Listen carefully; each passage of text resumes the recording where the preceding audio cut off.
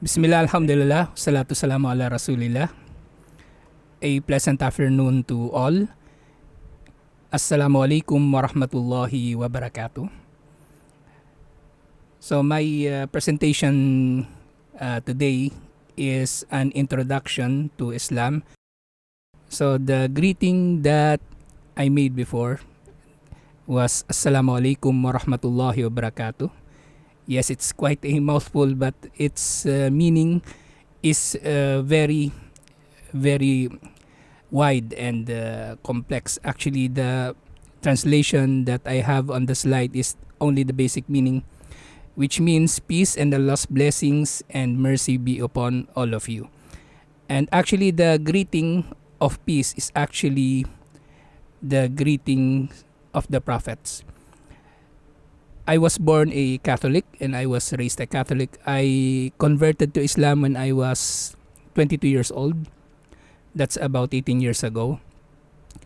And the Catholics, they have this tradition of greeting each other peace after the Mass. You greet each other, peace be with you.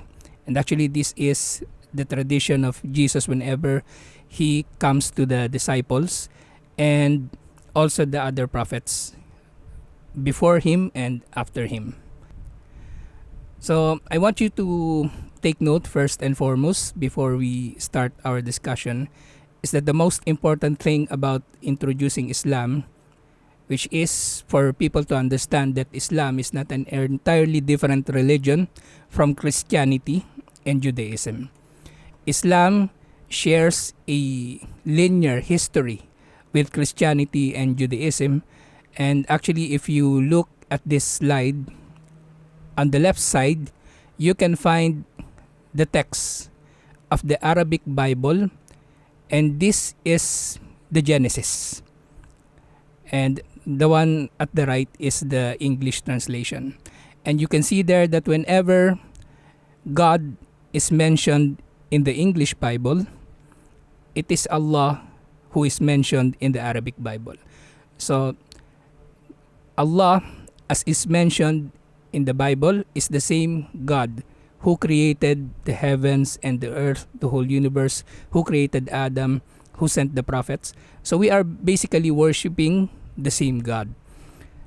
There are some differences, but actually there are more things in common between the Muslims and the Christians in terms of doctrine, which we will find out later on in this lecture. Okay, the founding of Islam.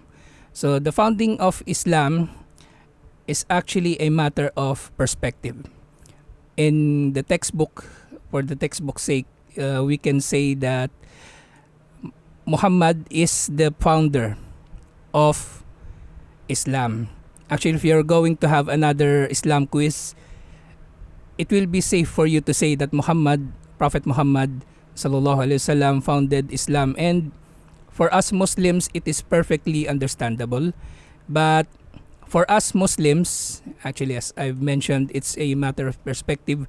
Our perspective or our opinion with regards to the founding of Islam is that Islam is unlike other religions that has a tangible or physical founding date, or place.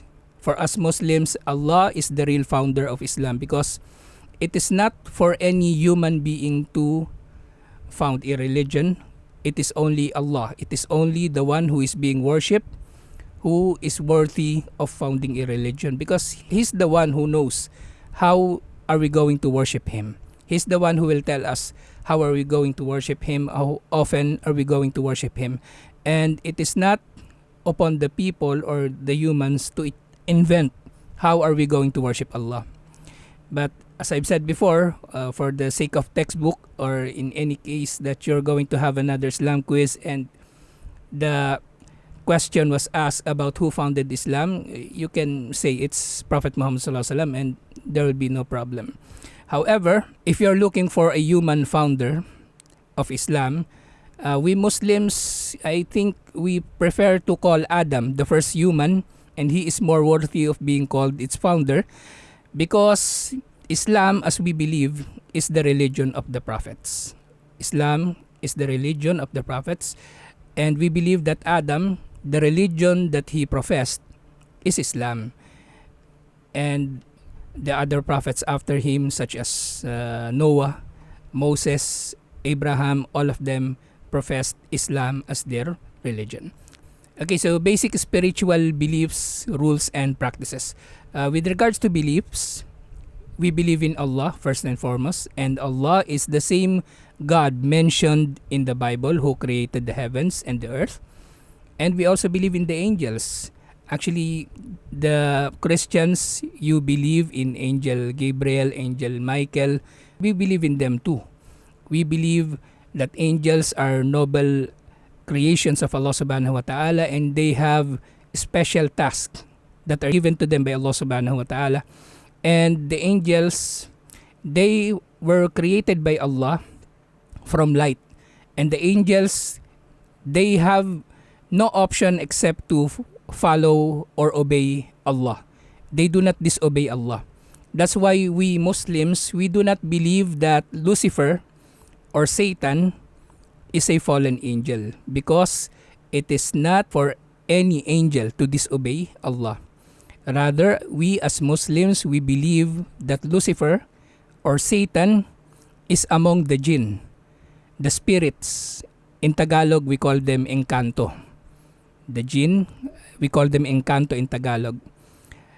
That's where Satan or Lucifer belongs. He's not an angel, according to us Muslims. Of course, with all due respect to your belief. Now, the belief in the messengers, we also believe that Allah, ever since He created the world and He put Adam here and Eve to live, Allah has sent prophets and messengers so that the people will know how they will worship Allah.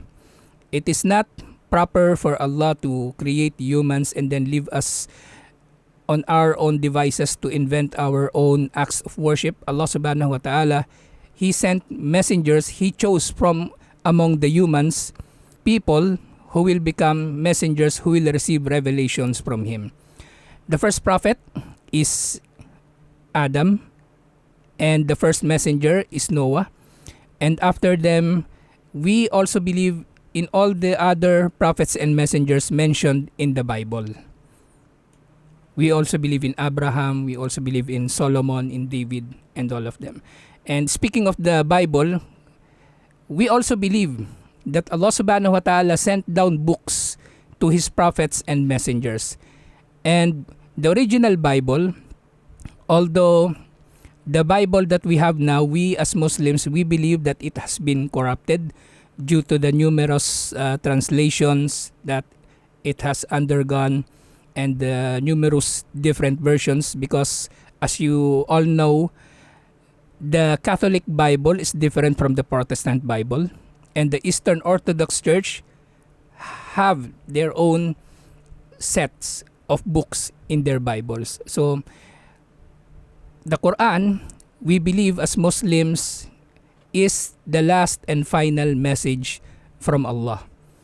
We believe that the Bible, especially as it is divided, such as the first parts of the Old Testament, we know it as the Torah, which were originally given to Moses. We also believe in the Psalms of David. We also believe in the New Testament that is given to Jesus Christ. We all believe in those, but we believe that these books have been tampered with or have undergone so many changes. So Allah subhanahu wa ta'ala, He sent the Quran to Prophet Muhammad to be the last testament. So we also believe in the afterlife, just like you, Christians from all the other different denominations of Christianity, either you're Catholic or Protestant. Muslims also believe that we will all die upon the last day of the earth. The earth will be destroyed, and after that, Allah will bring us back to life. And that day, when we are brought back to life, that will be Judgment Day, and Allah will judge us. And after judgment, Allah is going to send us either to hellfire or paradise. The Muslims believe that Allah is going to judge everything on Judgment Day. And He is the only one judge who will judge the people on Judgment Day. It will not be Jesus Christ or anyone, and no intercession will be accepted on Judgment Day except for what Allah has given His permission to be accepted. And the belief in the afterlife, for us Muslims, we believe that the humans, we have souls. But after we die, our souls go back to Allah, and the souls do not go back to the world of the living. That's why we Muslims, we do not believe in ghosts. The ghosts that we see here in the world of the living are, if it's not an illusion or a result of pareidolia, when we interpret random or abstract shapes to mean like as if we saw our dead grandfather or dead loved one, the jinn or the encanto, they have the ability to imitate the shape and the form of humans. And we believe that many of the occult or those occurring in the living world, which belong to the black magic and others like this, these are the actions of the demons or the minions of Satan or Lucifer, who is actually among the jinn or the encanto and not among the angels. And last of our beliefs is our belief in destiny, that Allah, before He even created the humans and everything, He already knows and He has already written what will happen in His creation, and everything that will happen in His creation is according to the permission of Allah subhanahu wa ta'ala. Of course, destiny exists in Islam. We believe that it exists, but we also believe that human free will exists together with this destiny. So we cannot blame God for anything that happens in our life. We cannot blame Him if our business gets bankrupt or we get into an accident. We cannot blame God. We cannot blame God if a strong typhoon comes to us and destroys our houses. We cannot blame God. That's His destiny, but it is ultimately our decision, which will either put us in danger or will save us from danger. So that is how the Muslims balance the belief between destiny and human free will. So according to Islam, our practices, first and foremost, is the testimony of faith. The Muslim, he testifies there's no God worthy of being worshipped except Allah, and Muhammad is his messenger. Now, Prophet Muhammad, we believe that he is the last prophet. He is the prophet who came after Jesus Christ. So prayers, as was mentioned in your Islam quiz, Muslims pray 5 times a day, and Muslims, they pray either as individuals or in groups in the mosque. So they can do that, and either of the two is acceptable. Obligatory alms, so this is only for those who are rich, and only 2.5% of their savings is obligatory for them to give directly to the poor. Fasting in Ramadan is 30 days of fasting, the 9th month of the Muslim calendar. And the Muslim calendar is actually lunar, just like the Chinese calendar. That's why you may notice that Ramadan changes its date. Actually, it's like going back in the calendar. Last year, I think it was the 3rd week of April. Now it will be on the 1st week of April. Fasting in Ramadan, the Muslim does not eat, does not drink anything or do anything that invalidates his fasting from the time of the beginning of the sunrise up to the sunset. So it's about, here in the Philippines, it's about 14 hours of fasting. But during the night, after the sunset, the Muslim can eat, the Muslim can drink anything that is allowed for him to drink. And it is not true that the Muslim does not eat or drink anything for the entire 30 days. During the night, the Muslims are allowed to eat and drink. So pilgrimage, this is going to Makkah, which is now currently in Saudi Arabia.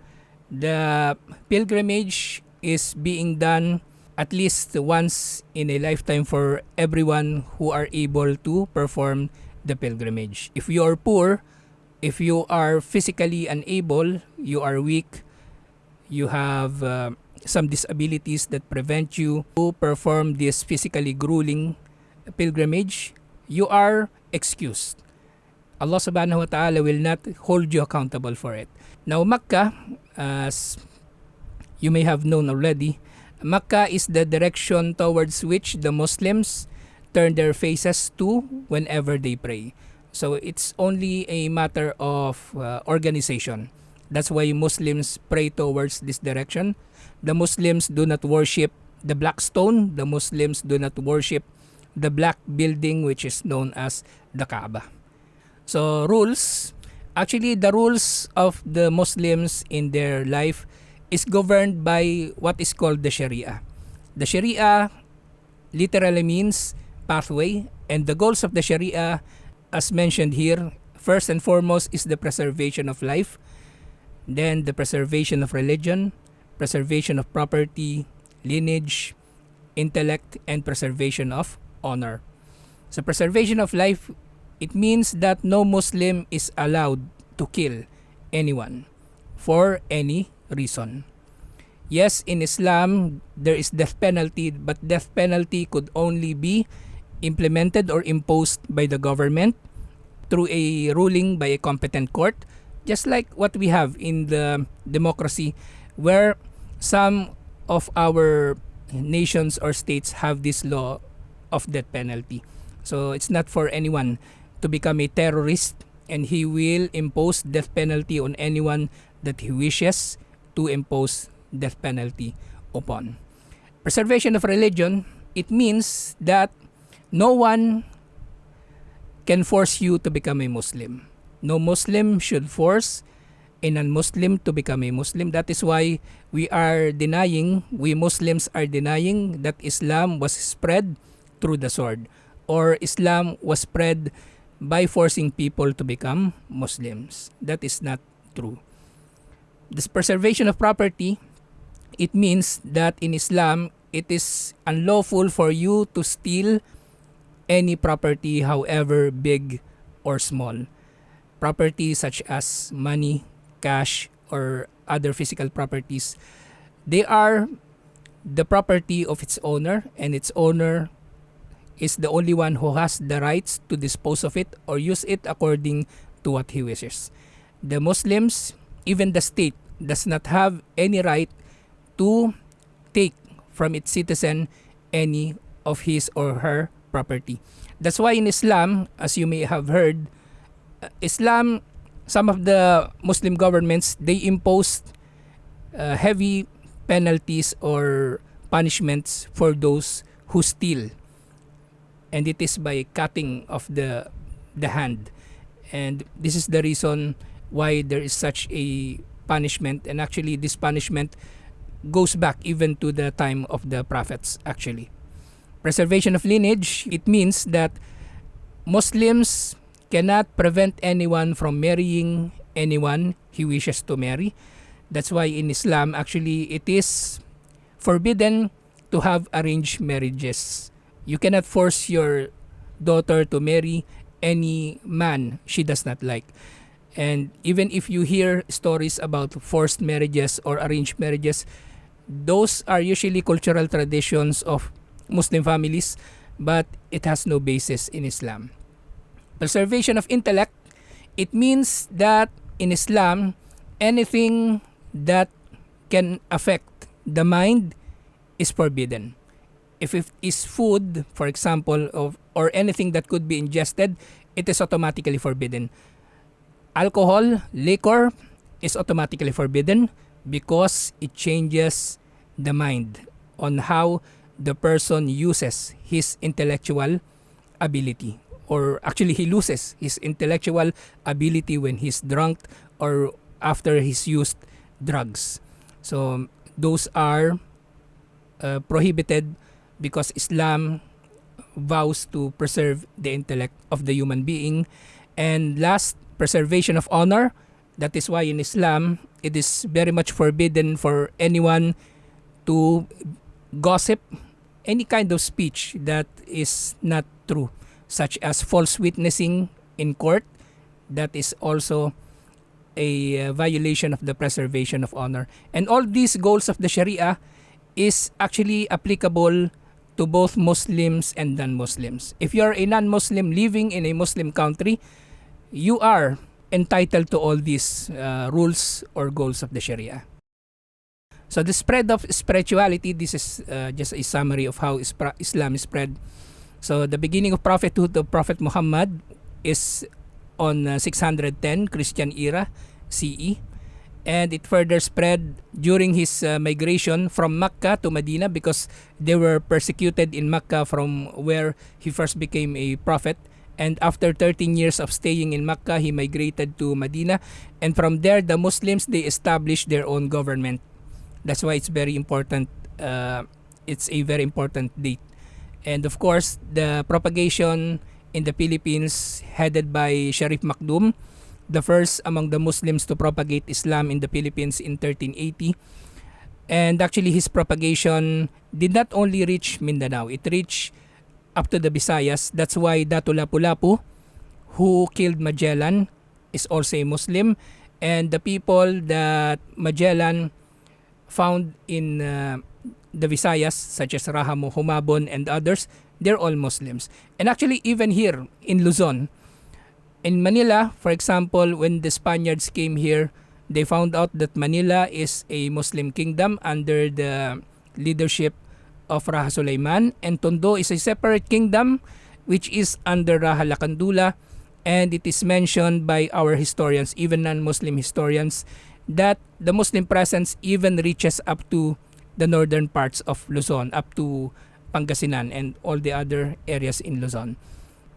Okay, divisions and branches. Actually, Islam, we also have the same divisions and branches, just like in Christianity. You have the Protestants, you have the Eastern Orthodox Church, you have the Roman Catholic Church. In Islam, we believe that it is the Sunni Muslims who are the real followers of the Sunnah or methodology of Prophet Muhammad. And this is the real Islam according to the mainstream of the Muslims. What we call deviant sects, there are the Shias, the Sufis, the Ashairas, and the Khawarij. We consider them as deviant. They may be called as Muslims, yes, as they claim, and they may even claim that they are the ones who are actually acting upon the Prophet's methodology. But judging upon the fundamentals of Islam, these sects are deviant in many of their beliefs. Actually, the last one, the Khawarij, please take note that this is a deviant sect, and this is the sect where the ISIS and the terrorist groups belong, because they believe that you could kill anyone you want to kill, while the Sharia, as I've mentioned, the Sharia protects the life of the people even if they are non-Muslims. But the Khawarij, they believe that they can kill anyone they want to kill, especially the non-Muslims. Okay, most important dates in the history of Islam. Yes, first and foremost is the birth of Prophet Muhammad. Not only because we love Prophet Muhammad, but because actually Prophet Muhammad, the coming of Prophet Muhammad is one of the signs of the Judgment Day. That Judgment Day is near. The birth of Prophet Muhammad is one of the minor signs of the coming of Judgment Day. The major signs of the coming of Judgment Day, which means that Judgment Day is really, really near, is the second coming of Christ. Yes, we Muslims believe that there is a second coming of Christ. Jesus Christ will come back to earth for the second time. And Jesus Christ will be the one who will actually kill the Antichrist. Because before Jesus Christ descends, the Antichrist will establish his kingdom in the world, but it will be Jesus Christ who will have the ability to kill him. Okay, so the beginning of prophethood of Prophet Muhammad is on 610, is in 610 CE. He was 40 years old when he became a prophet. So that's when he first received the revelations from Allah. And it was actually Angel Gabriel who came to Prophet Muhammad to deliver the first verses of the Quran. And it is Angel Gabriel actually who appeared to Mama Mary when Angel Gabriel gave the news to Mama Mary that she shall be pregnant despite of being a virgin. So the migration to Medina in 623, just as I mentioned before, the Muslims were able to establish their own government in Medina in 623 CE. So it's also important to note this Battle of Badr, which is the first major battle between the Muslims and the pagans, and the conquest of Makkah, because Prophet Muhammad Prophet Muhammad was driven out of Makkah in 623, but in 629 he was able to conquer Makkah again, and Makkah ever since became the capital of Islam. And also an important date in Islamic history is the July 1099 conquest of Jerusalem by the Crusaders. Actually, this is the first crusade. The French Crusaders were able to conquer Jerusalem and remained under their custodianship until 1187, the reconquest of Jerusalem by Salahuddin al-Ayyubi, who is also known as Saladin. So these dates are being mentioned, but it does not mean that these dates are being celebrated by Muslims. We Muslims, we only have two dates of celebration. So that's mentioned on the next slide. Okay, so Muslim holy days or holidays. First is the holy months of Ramadan and Dhul Hijjah. Ramadan this year will be on April, hopefully, and Dhul Hijjah is the 12th month of the Muslim calendar. And the days of celebration, there are only two: Eid al-Fitr after Ramadan and Eid al-Adha during the Hajj season. And Friday, we consider it as an important day also as the day of congregation. The Catholics, you have Sunday as the day of congregation. The Seventh-day Adventists and the Jews, they have Saturday as the day of congregation in accordance to the Ten Commandments, where God specifically mentioned their Saturday. But the Roman Catholic Church, they changed the day of congregation for the Catholics from Saturday to Sunday. But the Muslims, we have Friday as the day of congregation. So we go to the mosque, just like the Christian Mass. There's a sermon in the mosque, and after that there will be the Friday congregational prayer on Friday noon. That's the time of the Friday congregational prayer and sermon. Okay, so current issues and crisis. So we're only mentioning some. The first and foremost issue and crisis that the Muslims are facing nowadays is Islamophobia. Many Muslims nowadays are being discriminated and marginalized by being denied employment or other economic opportunities due to being a Muslim. And the sad fact of this is that here in the Philippines, we have a long history of Islamophobia. Actually, it was the Spanish conquerors who brought Islamophobia to the Philippines. During the time of the Spanish colonization, they divided the people into different classes of people. And one of these divisions is, it is either you are being called an Indio, which is a Christian Filipino, or a Moro, a Muslim Filipino. Now, the word Moro came from the word Moor. And this is how the Spaniards, this is how they called the Muslims who colonized Spain for 800 years. So Muslims from Morocco, they colonized Spain, and they named Hispania as Al-Andalus during their 800-year reign in Spain. And the Spaniards in 1521, when they arrived here in the Philippines with Magellan and later with Miguel Lopez de Legazpi, when they found Muslims here, they immediately called them Moro, because Moro is like a synonym for a Muslim enemy in Spanish.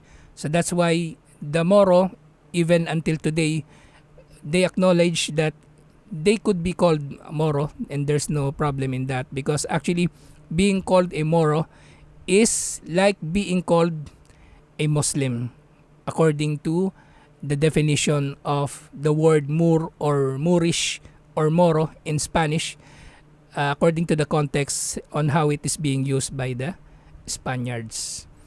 Okay, another current issue is radicalism.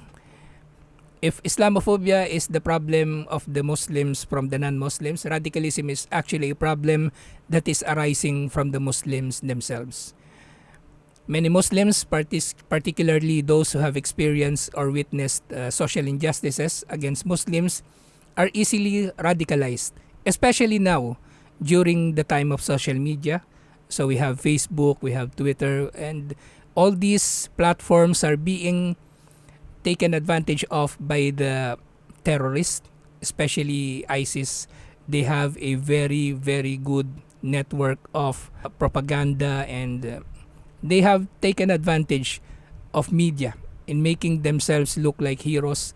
That's why during the Marawi siege, it was easy for them to get soldiers or recruit soldiers even from different parts of the Philippines. Many people I personally know, they went to Marawi, and we are being surprised on how easy they were brainwashed by the ISIS, by the Maute, to join their terrorist activities in Marawi during the 2017 Marawi siege. So many Muslims are easily driven to sympathize, subscribe, or even participate in radical groups and movements. And the Muslims who are radicalized, they are being made to believe that Muslims should hate non-Muslims, and there's no relationship between Muslims and non-Muslims except to kill them. And this is very wrong. This is very, very wrong. Actually, when the first Muslims came to the Philippines, as I mentioned before, I mentioned Sheikh Karim Makdum, when he came to the Philippines and propagate Islam, he did not bring with him soldiers. There's not one Muslim army who came to the Philippines to conquer the Philippines and make the people Muslims. The people embraced Islam who were pagans before or animists. They became Muslims because of the good manners that was shown to them by the Muslims who arrived in the Philippines, and they came from Arabia, they came from Malaysia, Indonesia, and some of them came from India. And they were attracted by the honesty of these people. So in the Philippines, there is a long history of coexistence between Muslims and non-Muslims. And this belief that Muslims are obligated to kill non-Muslims is actually a deviant teaching by the Khawarij, the deviant sect I've mentioned before. Okay, those who are radicalized are also being made to believe that Muslims could only achieve social justice by terrorism. And this is very, very wrong.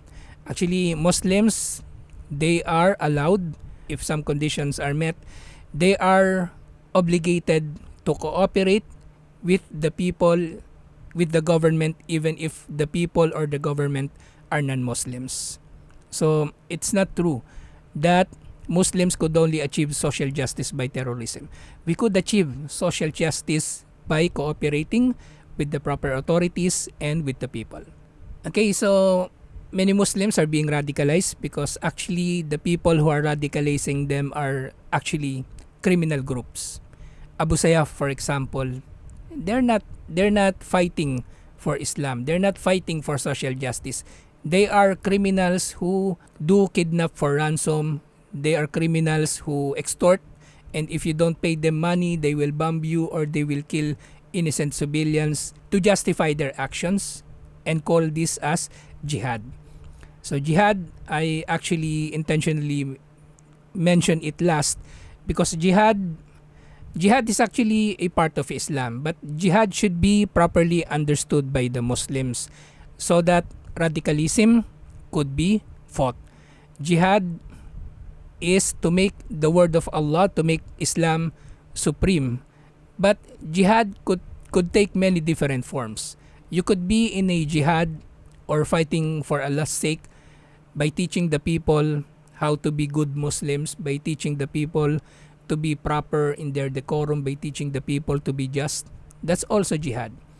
Now, jihad by using arms, yes, it is also a part of Islam.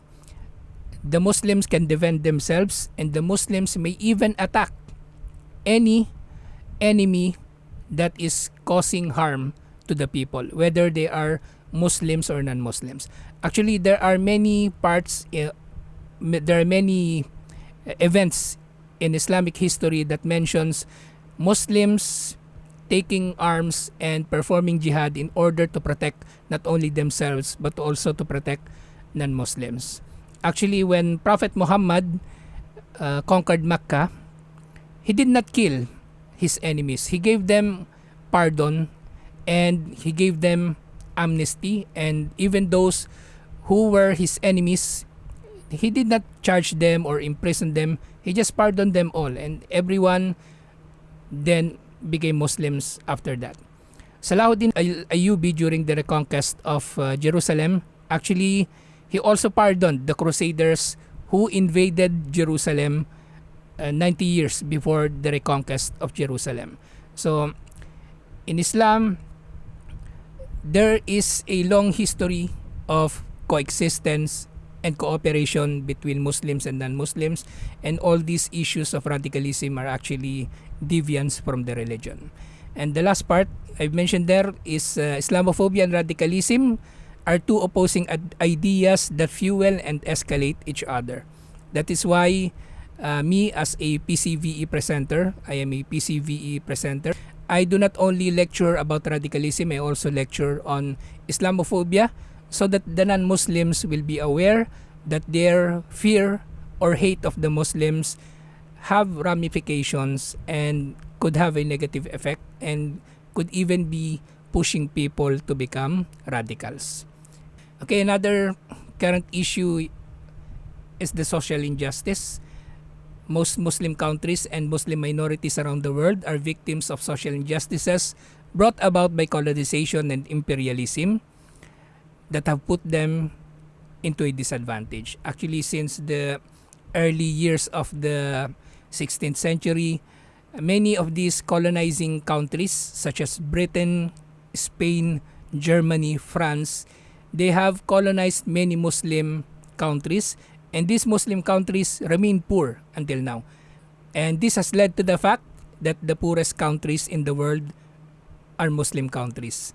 In Africa, for example, the countries of Niger, Mali, these were previously rich countries, but the colonizers, they plundered these countries and took their natural resources, gold, diamond, oil, and actually in many of these countries, exploitation of their natural resources by these colonizing countries are still rampant. And Muslim countries ravaged by the war on terror such as Libya, Iraq, etc., they are poor until now. Actually, they are in the worst condition now as they were before. And Muslim countries currently experiencing the proxy war between other states that is happening now in Syria and Yemen. In Syria, for example, the civil war going on there is actually a proxy war between the US and Russia and their allies. And the Yemen also, the Yemen civil war nowadays is also a proxy war between Saudi Arabia and Iran. So many Muslim ethnic groups are also stateless, such as the Uyghur of China, Rohingya of Myanmar, and some Muslim ethnic groups are even stateless even in Muslim countries such as the Kurds, which are ethnic minorities in Syria, Iran, Iraq, and Turkey. Okay, Palestinians as well. Palestinians remain as prisoners of the illegal apartheid state of Israel, which was founded in 1948. And lastly, in Muslim Mindanao, education, health, and economic opportunities are scarce and even non-existent, especially in the conflict regions. It could be said that the conflict prevented progressive programs, but actually, the opposite could be true also.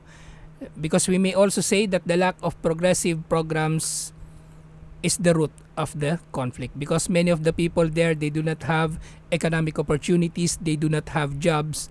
So if there is a criminal group that wants to recruit soldiers, they can work there and they will find work there, and they will take any job because of the lack of job opportunities given to them in Muslim Mindanao. But since the presidency of President Duterte in 2016, I lived in Mindanao for many years also. I have witnessed many progressive programs being made there, and the economic situation of many of the Muslims there have improved today. So that's a good news that I can tell you about regarding the current issues and crises that are being faced by the Muslims today.